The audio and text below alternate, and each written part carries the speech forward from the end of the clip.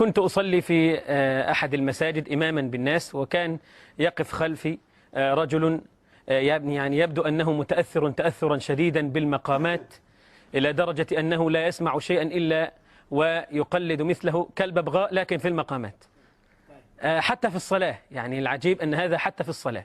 فأنا وقفت وبدأت أقرأ: الحمد لله رب العالمين، وإذا من خلفي يقول أنا تعجبت جدا وتوقفت قليلا بعد ما بدأت الآية الأولى، خشيت الناس يقولوا نسي الفاتحة، فقلت الرحمن الرحيم.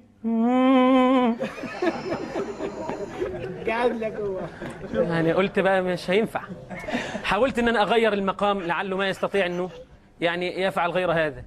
مالك يوم الدين. قلت اعلو بالصوت تماما، واحاول ان يعني اتي باعلى جواب عندي حتى اسكته. فقلت إياك نعبد وإياك نستعين. علي هو قال والله، وظل هكذا طوال القراءة، حتى إني لما ركعت قلت يعني الله أكبر. بعد ما انتهيت من صلاتي قلت لأحد الإخوة بجواري يعني ما هذا؟ من هذا الذي يعزف خلفي ولا حول ولا قوة؟ قال والله يا شيخ ده بس يعني حب يعيش الآيات. قلت إن هذا لو تدبر لرقص. فإنا لله وإنا إليه راجعون.